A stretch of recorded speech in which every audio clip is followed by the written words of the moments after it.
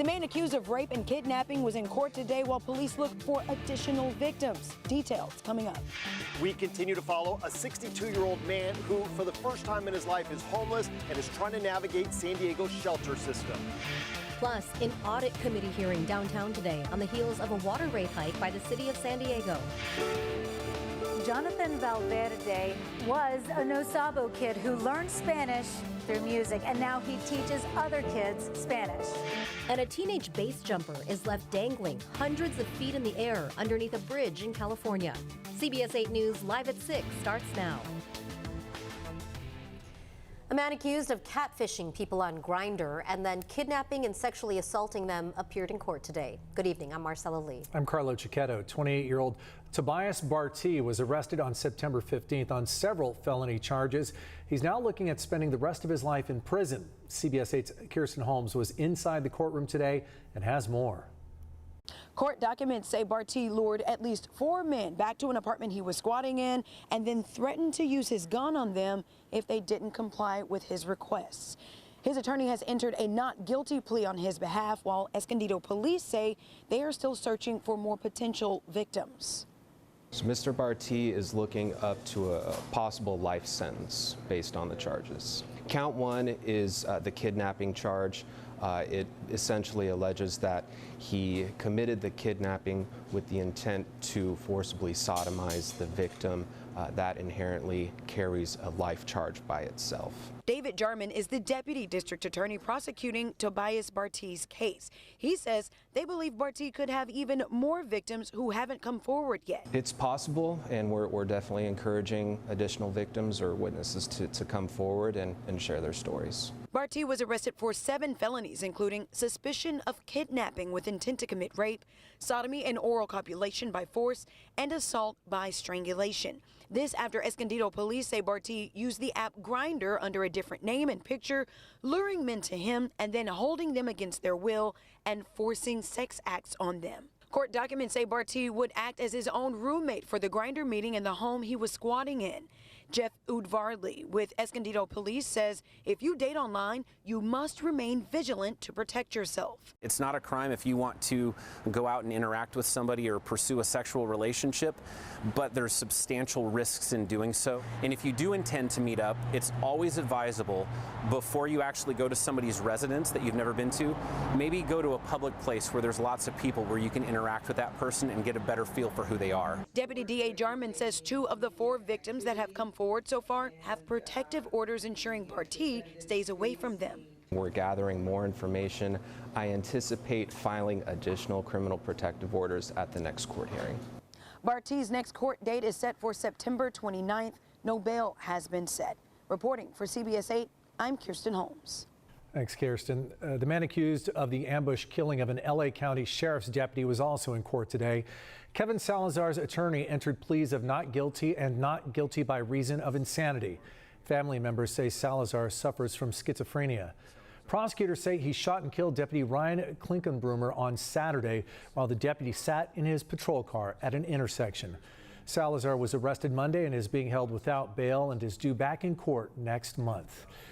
County Environmental Health says mosquitoes collected from the Los Penasquitos Lagoon have tested positive for the West Nile virus. That covers areas adjacent to Del Mar and parts of San Diego. People are reminded to follow Prevent, Protect, Report guidelines. Those include finding and dumping standing water around your home to keep mosquitoes from breeding. Today's news marks the first sign of the disease in mosquitoes this year. No human cases have been reported. Here at CBS 8, we're working for you, taking a closer look at the San Diego City Council's decision to approve a 20% water rate hike. Yesterday's council vote came as CBS 8 investigations have shown billing problems that continue to plague the Public Utilities Department. Meanwhile, at an audit committee meeting earlier today, Water Department officials say fixes are on the way and customers could get notification that their bills are withheld and delayed for some problem as early as this week. During the meeting, Council Member Vivian Moreno again used CBS 8's coverage to drive home the ongoing billing issues that customers have faced for years. We've seen a number of high-profile news reports showing customers who received bills as high as $16,000 Do you anticipate being able to fulfill this recommendation by November, as indicated in the report? Yes, we actually anticipate having that by the end of this month, if not by the end of this week. CBS 8 will continue working for you to follow this issue and make sure these fixes are put into place. Local leaders say what's happening with the decades-long sewage crisis in Imperial Beach is a disaster, and they want a state of emergency declared on both state and federal levels. Today, the mayor of Imperial Beach, Paloma Aguirre, the Port of San Diego commissioner, and other local leaders held a news conference to address the growing concerns.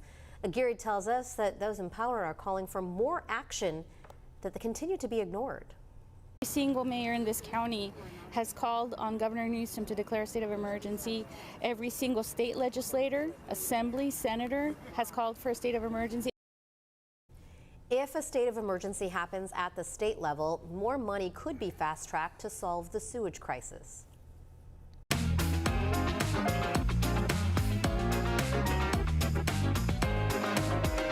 CBS 8 is celebrating Hispanic Heritage Month and the Hispanics and Latinos who help make the world go around.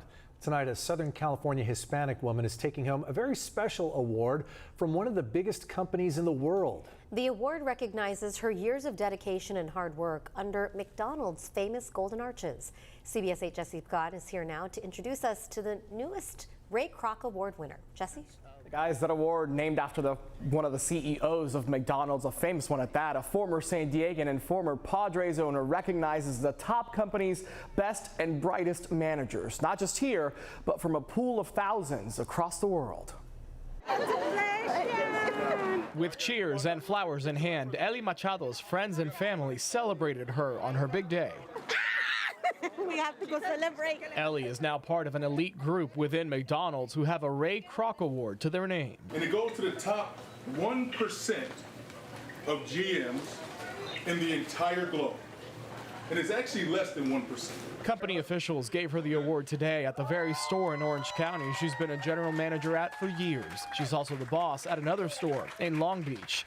She got to this point after rising through the ranks, starting as a crew member at 18 years old. What is it about Elizabeth that makes her so special?